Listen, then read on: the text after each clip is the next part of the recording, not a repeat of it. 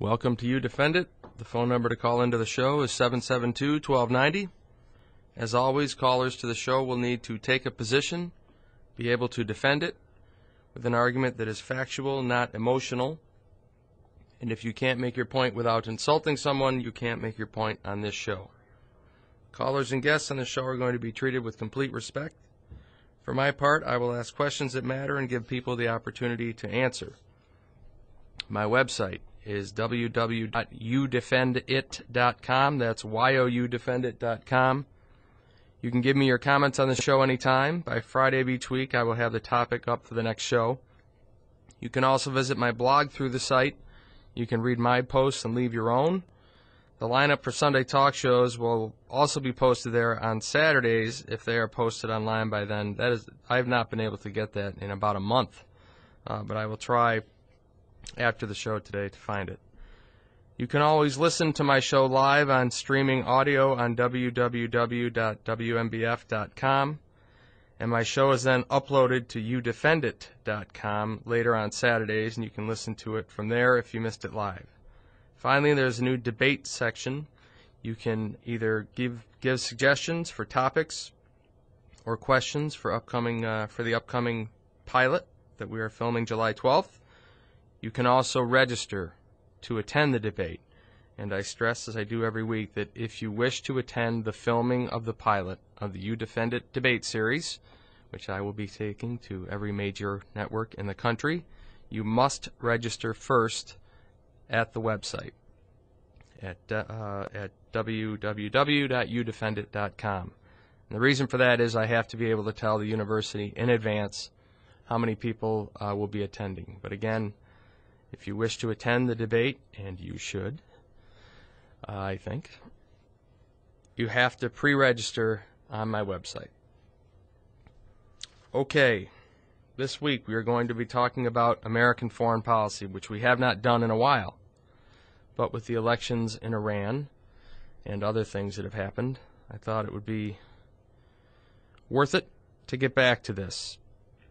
And I found some different sources to read to you from briefly, just as kind of a lead-in to the broader point I want to make today. This is from an online site called Rihanna Visti, March 3rd, 2009. Iran's revenues from crude oil exports in the year leading up to March 20 will total $69 billion, an Iranian deputy oil minister said on Tuesday. The average world oil price over the past year was around $80 per barrel. Iran's revenues from the sale of crude oil following the results of the year amount to more than $68 billion, Akbar Tarkan said in a national TV interview. I'll get to why that's important in a second. The second article I want to read you from is from the Straits Times, January 4, 2009. Iraq-Iran ties developing. Relations between Iraq and Iran are developing in a number of ways, Iraqi Prime Minister Nouri al-Maliki said during a visit to Iran on Saturday. The exchange of high-ranking visits between the two countries' officials shows that the bilateral relations are developing in different areas, Mr. Maliki said after meeting with Iran's first vice president, according to the Iraqi leader's office. Mr. Maliki, who arrived on Saturday for a two-day visit, was also to meet Iranian President Mahmoud Ahmadinejad in Tehran and with Foreign Minister Mottaki. Ministerial members of Mr. Maliki's delegation immediately went into talks with their Iranian commerce, power, and transportation counterparts. The two sides agreed to boost bilateral trade from the current level of about $5 billion, with Mr. Maliki urging greater Iranian investment in his country. Quote, after elevating security and freeing Iraq from sectarian fighting, it is time to work hard to reconstruct the country, and there is a need for companies from neighboring nations to take on reconstruction projects, end quote, Mr. Maliki said. Iran and Shiite-majority Iraq waged a war between 1980 and 1988, in which around 1 million people died, but ties have warmed considerably since the overthrow of Saddam Hussein's Sunni-dominated regime in 2003 by U.S.-led forces.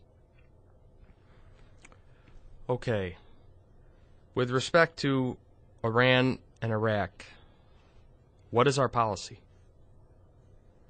If Iran, Iraq, and North Korea were part of the axis of evil, then theoretically, implicitly, we needed to do something to contain them.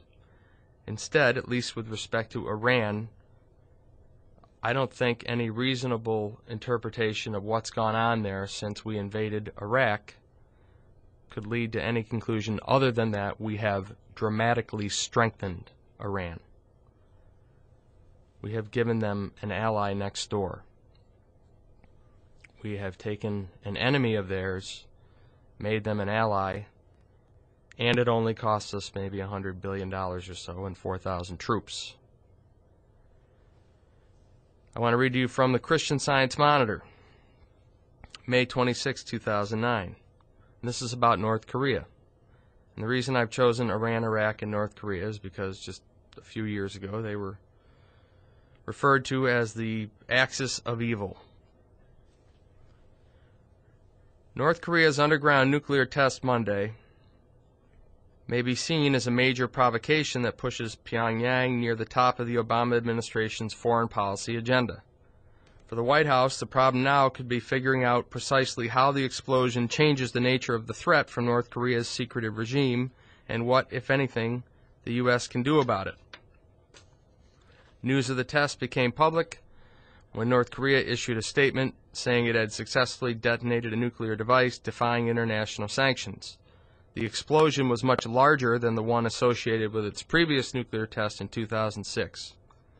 Hours later, North Korea ripple-fired 3 ground-to-air missiles from a site associated with past ballistic missile tests. UN Security Council resolutions bar North Korea from any ballistic missile-related activity. The weapons activity drew an immediate and strong response from the White House. The nuclear explosion was, quote, a blatant violation of international law that violated North Korea's own prior commitments, quote, said President Obama. As for the firings, they, quote, pose a grave threat to the peace and security of the world, and I strongly condemn their reckless action, end quote, said Mr. Obama in an appearance on the White House steps. The U.S. will need to show that North Korea faces some kind of consequences for its actions, but it also needs to avoid inflaming a situation that appears to be caused at least partly by North Korean regime's own sense of vulnerability. But what kind of action? That is the difficult question facing Obama, Secretary of State Hillary Rodham Clinton, and other stakeholders in U.S. policy toward East Asia.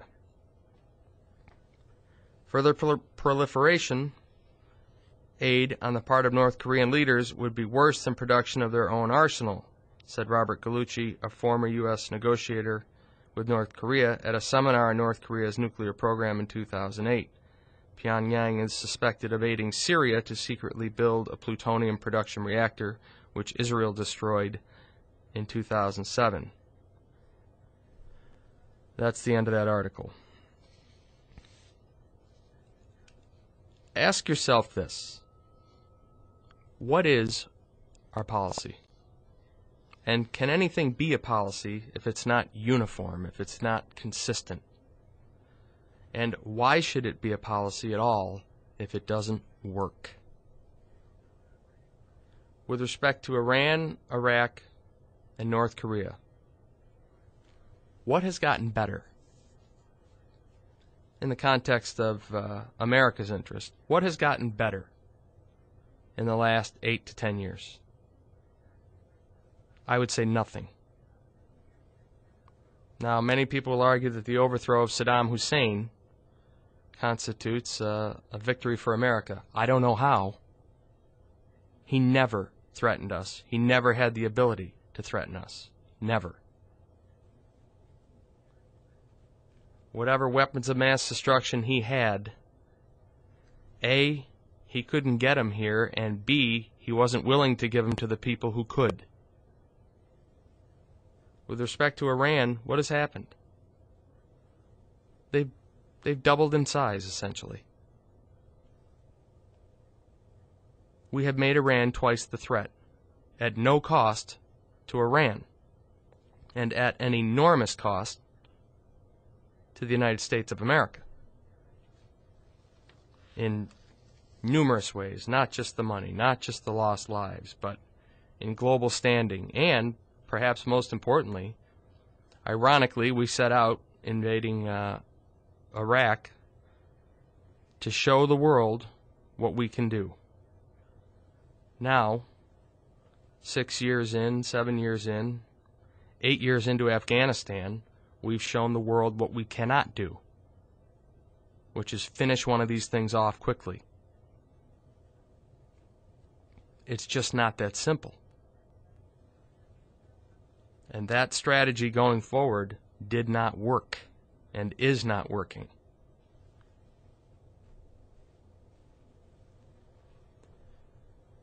If you're going to go for the one-punch knockout, you better connect. And we didn't.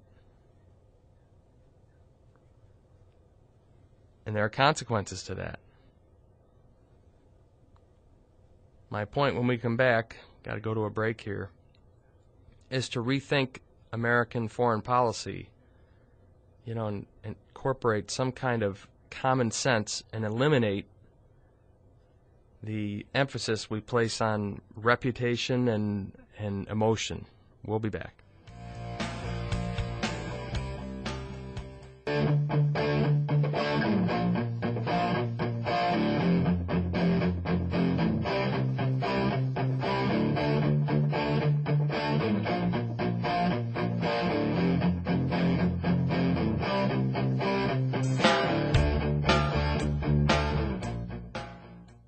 Welcome back to You Defend It with Rob Kilmer. The phone number to call into the show is 607-772-1290. We left off talking about revisiting our foreign policy or rethinking it in terms of what might work rather than what sounds good. And I had said at the very end, why don't we look at this without considering our emotion and perceived reputation? It's ironic to me that so much emphasis is placed on our reputation worldwide as we embark on our foreign policy when the last decade of it has severely eroded our reputation. And reputation, I don't mean reputation for reputation's sake. To me, and I've discussed this on this show a number of times, reputation means how you are perceived around the world, and that has real-life effects. I don't care if people like us.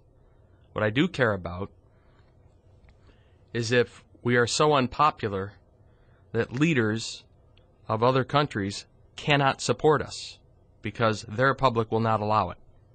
Those leaders will lose their jobs if they support us. That's why reputation matters.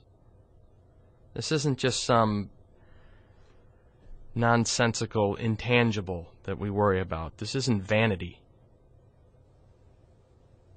This comes down to dollars and cents and lives.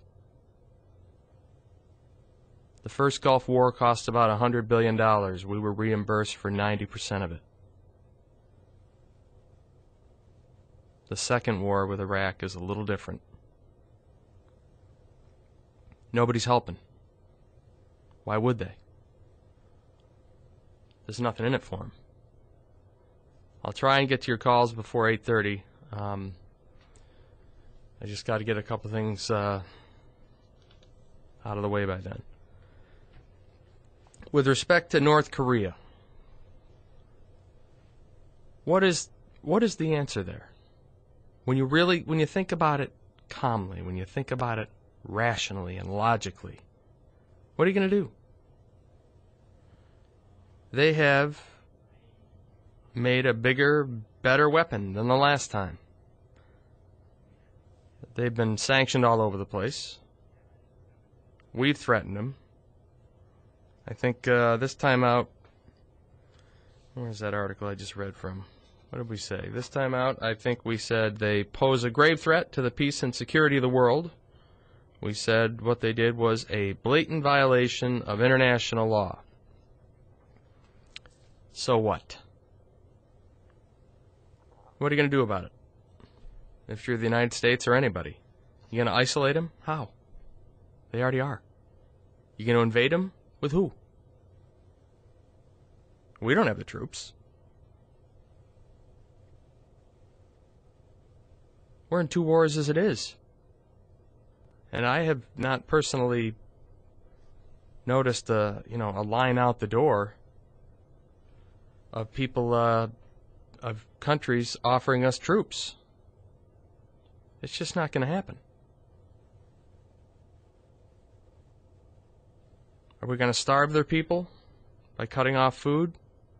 As a practical matter, that's already being done. Whatever goes there does not get to the people. There's a lot of things you can tolerate that other countries threaten or are capable of. Nuclear weapons. The problem with North Korea is they test missiles. It's not that they have nuclear weapons, it's that they can send them. That's the difference here.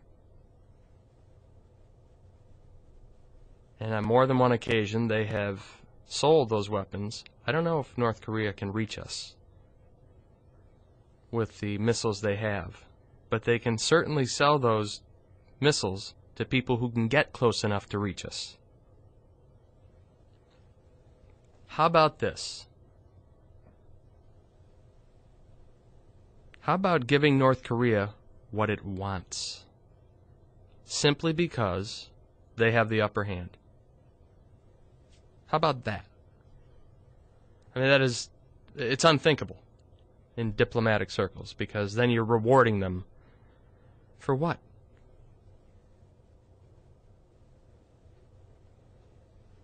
For having built nuclear weapons? Lots of people have built nuclear weapons.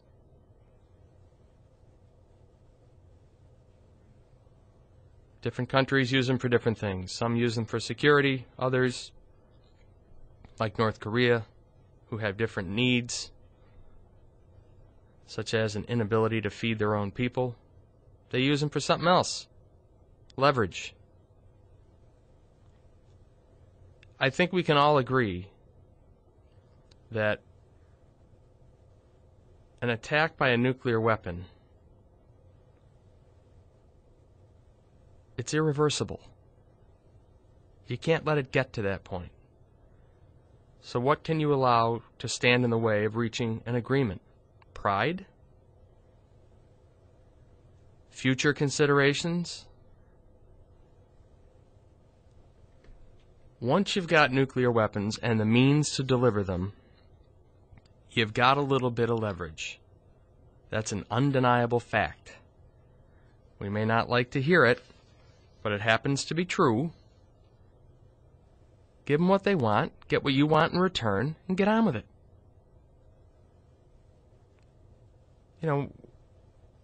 They cannot be allowed to have nuclear... They already have them. What are we talking about here?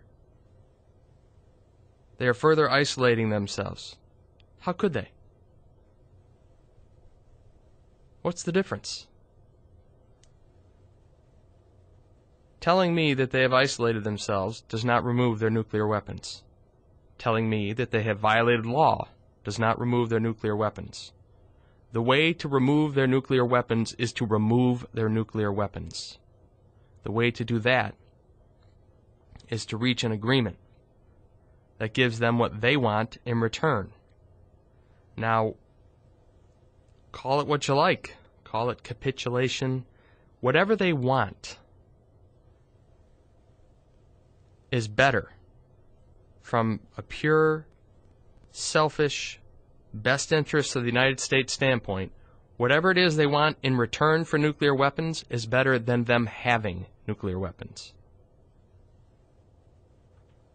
The problem is all of the talk that precedes this, and you work yourself into an impossible situation where you can't negotiate with them. What is accomplished then? In my view, on behalf of the American people, at that point, you've blown it. This is the nuclear age. You can't have everything the way you want it. Sometimes you got to give even when you don't want to. To prevent something, you want even less. And until we're willing to do that, we're going to spend endless months, maybe years, of these rhetorical exchanges, all the while. I mean, in 3 short years, they have dramatically improved their ability to build a nuclear weapon. And they had the ability to build the rockets before then. We'll take a quick break now for local news and be back after that. You are listening to You Defend It with Rob Kilmer right here on News Radio 1290 WNBF.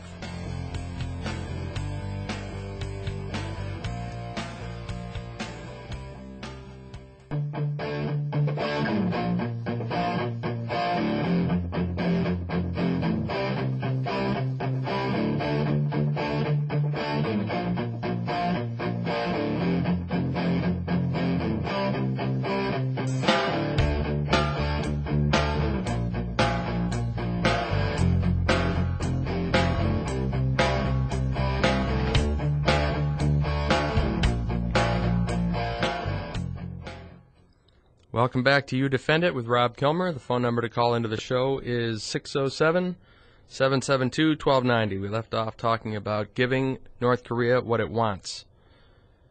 Essentially, it wants food, energy, and safety. It wants assurances. And we're saying, well, we're not going to do that until you dismantle and allow verification of the dismantling of your nuclear weapons program. And of course, North Korea is saying, well, we're not going to do that until we have the assurances we want. So it's kind of like our state senate right now. Every day they meet, disagree, and leave. They meet, disagree, and leave. All the while, the things that are important to the rest of us don't get done. We could eliminate that threat with the proper agreement, verification, and you make them dependent on you. That's how you win this one. And you do that by altering, you negotiate an arrangement with them where they can't live without you. That's where you get the leverage.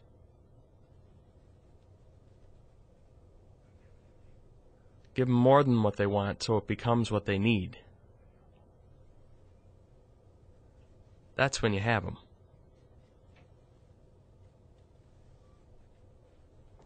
You don't withhold what they need. You give them what they need so that they can only get it from you after a certain period of time. That's when you have them.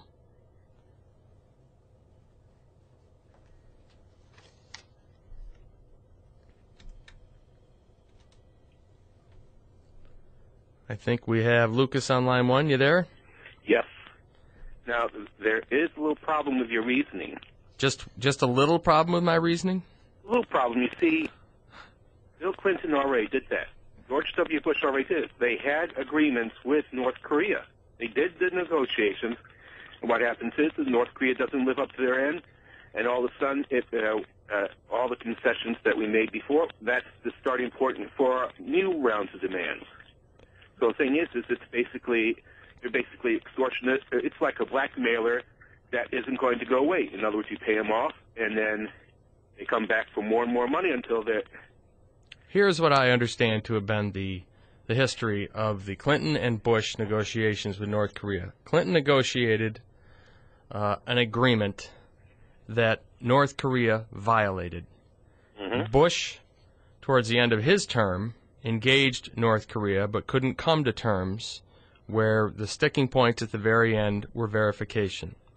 And that's all true, and I consider North Korea to be ruthless in its attempts to negotiate a deal and to keep its sole remaining leverage, which is the weaponry, in its back pocket for as long as possible. But to me, I know those things going in. You got to come up with better agreements. You got to work with what you have. You can't let the mistakes that were made before. You can't make the same mistakes. But since North Korea entered into that agreement with the United States, they have, 100 million more people, 50 million more people to feed? their situation keeps getting worse. We should be exploiting that. We're not. We're at arm's length with them, as we have been. There are ways to verify that there weren't before, with GPS and other sorts of things. But you gotta make them an offer that solves their problems. Make an even better offer than they expected.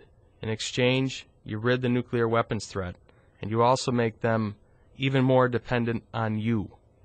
That's how you win this. And I'm not saying that North Korea is doing what North Korea has to do. They're holding out. They've only got one card, and they play it as best they can, and they hold out for as long as they can.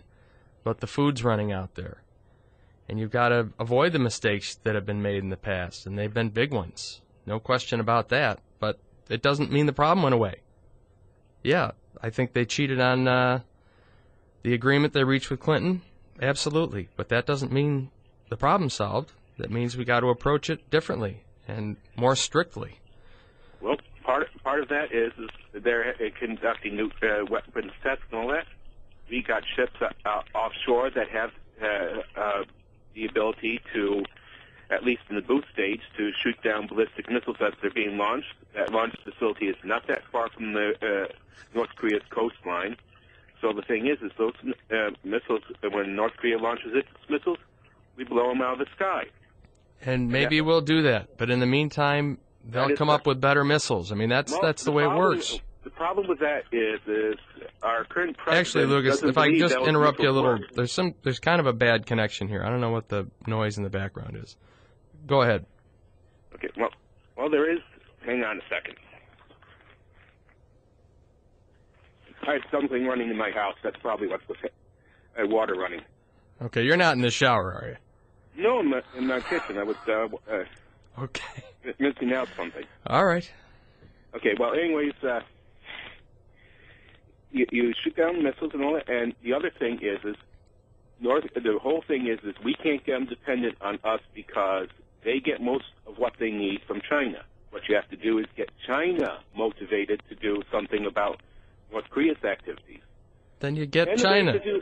Well, China basically sees itself as becoming the world's great magic power. So the thing, what would challenge China's able to think this way because we have been systematically cutting back at our defenses. Well, and while you can say, Bush basically employed forces, but he didn't really build them up. I mean, he was even facing pressure from Congress all the time saying, you need more guys in the Army, more guys. The thing is the Navy has been steadily decreasing, and China's becoming more assertive and more aggressive on their own.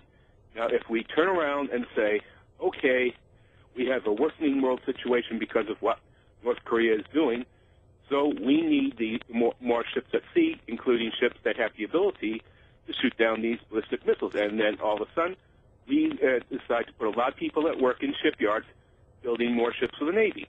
I agree that several-year lead time in doing that. In the short term, that will boost the economy, and then we will have ships that, over a period of years, maybe 3 or 4, we can deploy to that region to shoot down those missiles. During that same 3 to 4 years, North Korea will develop faster missiles. To me, it is senseless for each side to continue to improve its offensive and defensive capabilities at enormous cost to countries that don't have the money, when an agreement which costs you significantly less and might put more American farmers to work could eliminate all this. But we haven't. How long since Ronald Reagan we've been talking about missile defense shields? Do we have one? No. And in that time, missiles are faster. There are more of them. We certainly don't have the capability of shooting down 100 missiles at once. We don't. We don't have that. I gotta let you go. I got another caller I want to get to. But thanks for calling in. Okay. Bye. Bye.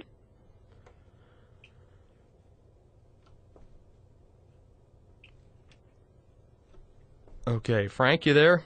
Hi, Rob. Morning.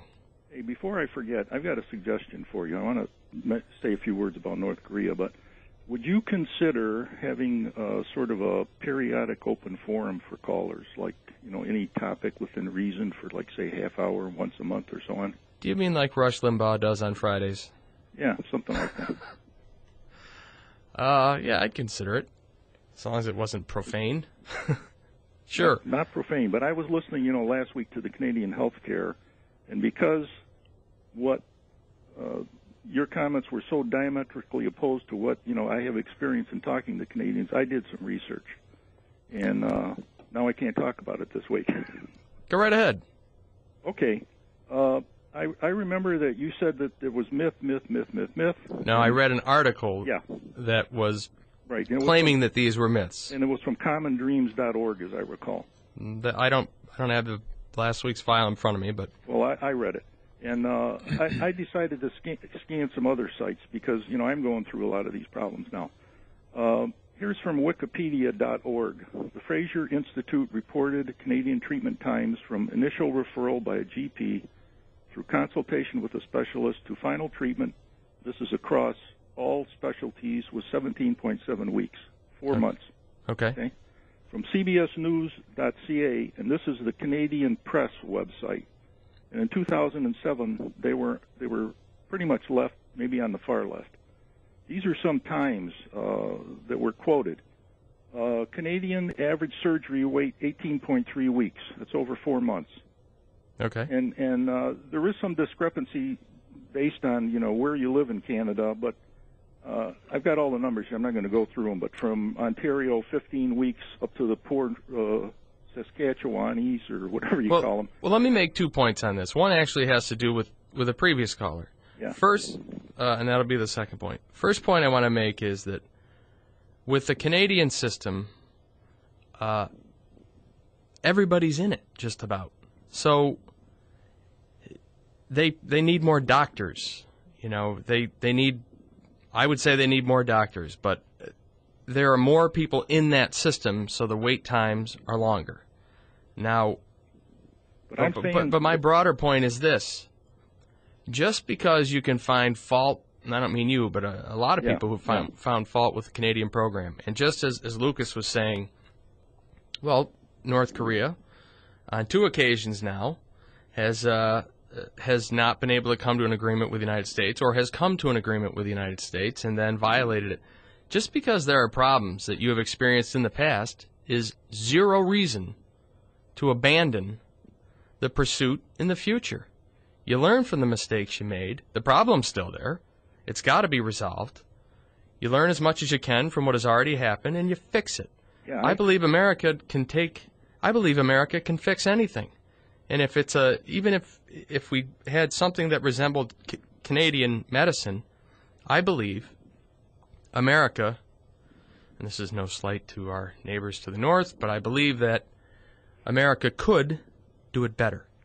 I agree with you wholeheartedly. We can improve the system. But my point is, some of these tests, you can die. You can easily die. MRI takes 10 weeks in Canada. The mortality rate in Canada is better than it is here. Well, you say mortality rate. Now, I looked at 5-year cancer survival rates, and they don't have it broken down into Canada, but U.S. is 50%, Europe is 35%. Prostate cancer, 81% for U.S., 62% for France, 44% for England.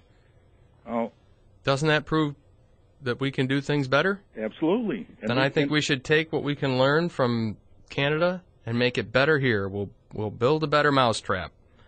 But the alternative of rejecting that entire solution out of hand because we can identify specific problems, to me, I just don't see the logic in it.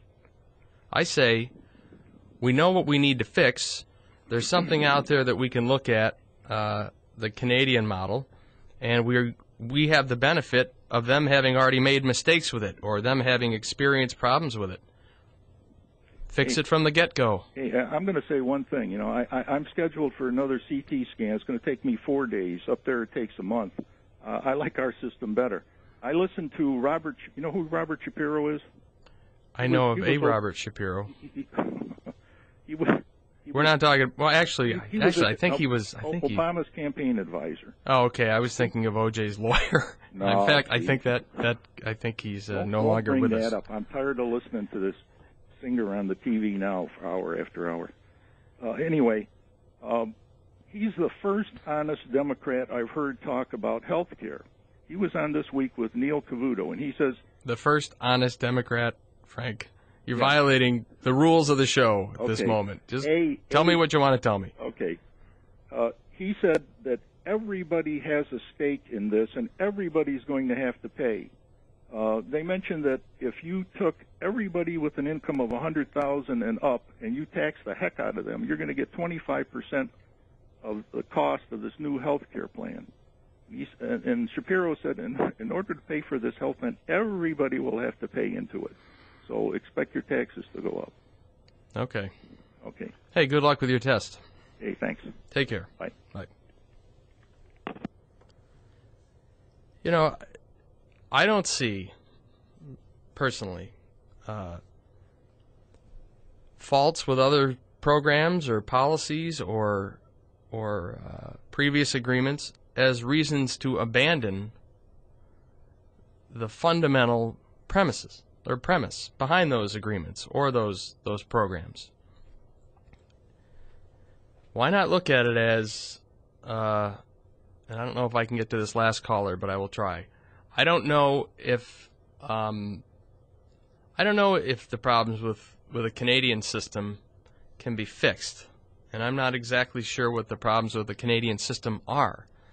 But at a minimum, we have the benefit of having watched Canada implement this system. We've seen the problems that have arisen. I think it's worthwhile to see if we can fix them. If that program could work here, and we know what the problems are going in, then address them. But to pick certain problems out of another program and say, therefore we're not doing it, you know, that's what this show's about. That's pointing out problems, that's making people angry, and all the while, no solutions. I think it's time to change that. All right, I got one more caller here I'll try and get to after the break. You are listening to You Defend It with Rob Kilmer right here on News Radio 1290 WNBF Binghamton.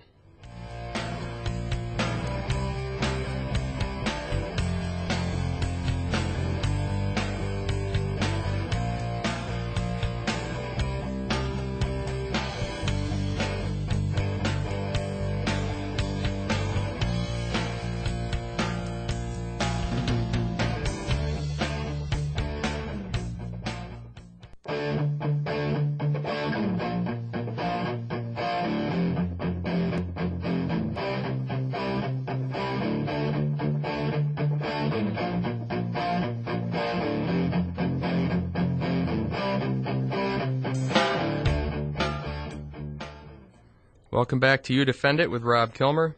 I started off the show saying that our foreign policy that isn't consistent, it's not a policy.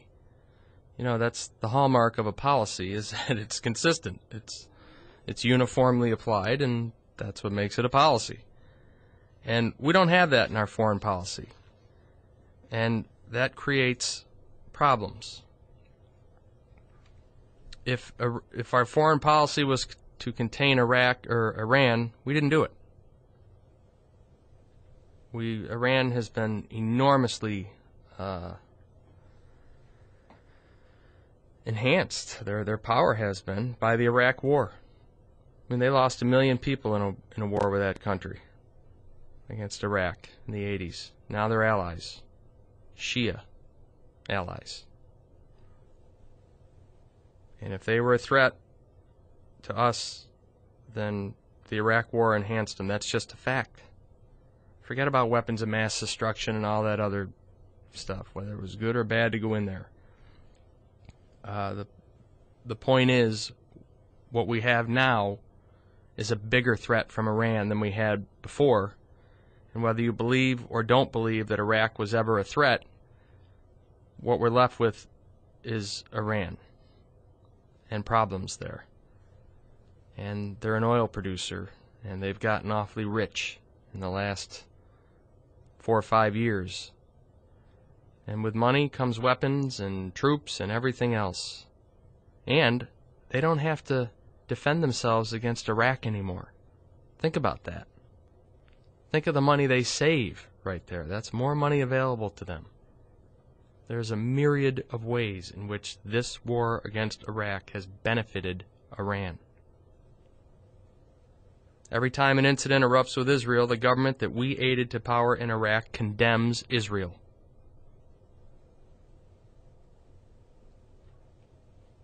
That is not a good outcome in that respect. Our policy is based on freedom, and it can't be based on freedom because that's never worked. I mean, in 20 years, we've had lists of human rights violators. These countries are good, other countries are bad. What's changed and where? To some extent, perhaps Libya. But other than Libya, what's changed?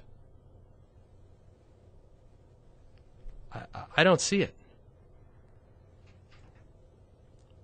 In Iraq, women have far fewer rights now than they did under Saddam Hussein.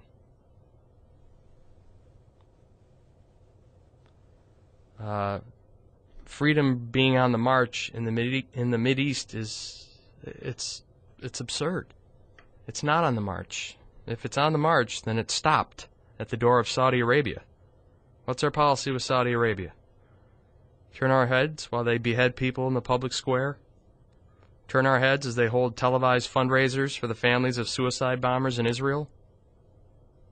Is that consistent with our foreign policy? No, we need them. We need Saudi Arabia. And that's just the point. Our foreign policy should be that we will do whatever is in the best interest of the United States. Our foreign policy should apply the competitive aspects of capitalism to our global relationships. We should be relied on to do what's best for the United States at all times. Otherwise, we end up facing charges of hypocrisy and all this other stuff because we've gone out there with this freedom. That's our, we are going to bring freedom to the world. Well, once you start down that road, then you can't conduct a credible foreign policy. Because in order to really achieve your objectives, you got to do things that aren't so nice sometimes. You got to kill people, which is what we have had to do in a number of places. That's not exactly advancing the cause of freedom, but it's necessary. Our current policy causes instability because we change it from one scenario to the next. You never know what to expect from us.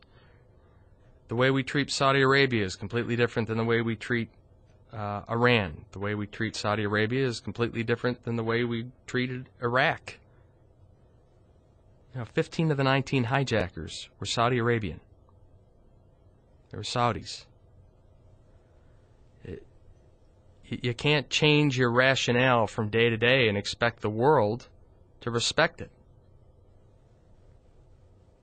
I have one more call. I will try briefly here. I guess, Dave, you there? Yes, I'm here. Welcome to the show. I only got about 1 minute. Okay. I missed about the last half hour, but anyways. It was brilliant. I'm sorry. I missed it. However, what my comment is about the original going into Iraq after Saddam. What I remember is for about a year before we went in, that we talked to them, went to the UN, had numerous discussions for months on end, asking him to leave, and he didn't. And everybody always talks about that the reason that Bush lied about weapons of mass destruction. That was one of list upon list upon list of reasons why we went in there. I agree with that. Okay, so that's one of my little pet peeves is that when people start talking about Bush lied. Well, that's not true. I got to end the call, but I'll give you quickly my thought on that. Okay, thanks for calling in. Okay, thank you.